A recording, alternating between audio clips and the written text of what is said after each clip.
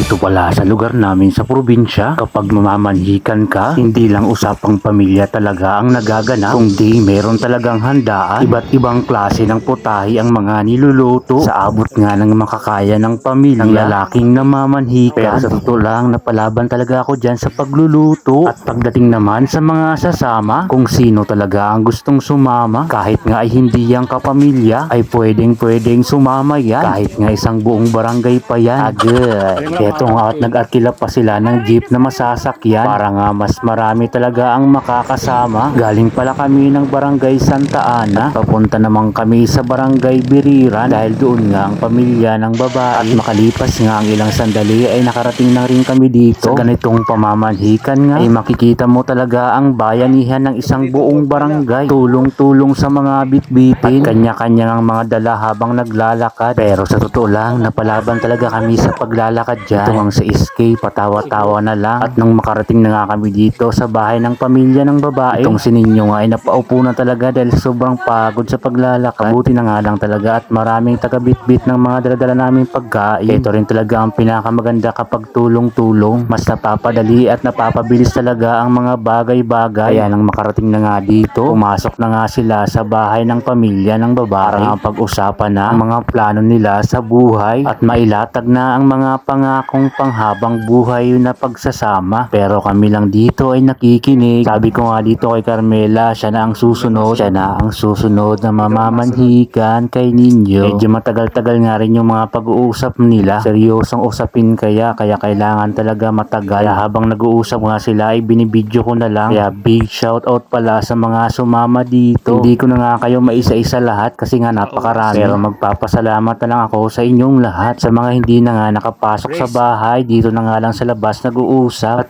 dinasalan na ang pagkain. Sinyalis nga natapos na nga ang pag-uusap. Mag-uumpisa na nga rin ang kainan. Eto na nga, nagtipon-tipon na nga sila para magsikain. Sa magkapatid na volunteers na nagsandok ng mga pagkain, maraming salamat po. Sa inyong lugar ba? Ganito rin ba ang pamamanhikan? I-comment naman po sa baba. Pakilagay na rin po kung taga saan kayo para malaman ko rin kung saang lugar na talaga nakakarating itong mga videos ko. At para sa mga susunod kong ipopost na video ay may shoutout ko po kayo. Sa mga nagustuhan nga ang ganitong content, huwag kalimutang mag-follow para updated ka sa mga videos kong ipopost at pakishare na rin ng mga video ko para sa pagbibigay suporta. Maraming salamat po. Magsisikainan muna kami. Sana po ay mag-enjoy kayo sa panunood. Maraming salamat.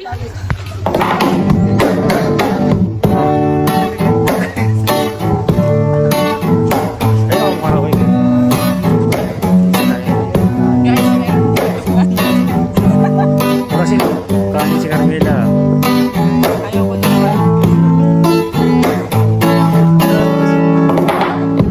Ako'y talagang di mapakali sa beauty mo.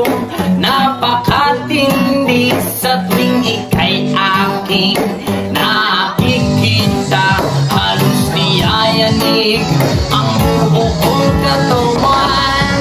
Hindi malaman kung ano ang gagawin. Halos magkanduduling sa katitingin. Ganyan katindi ang dating mo sa akin. Kaya sana'y pansinin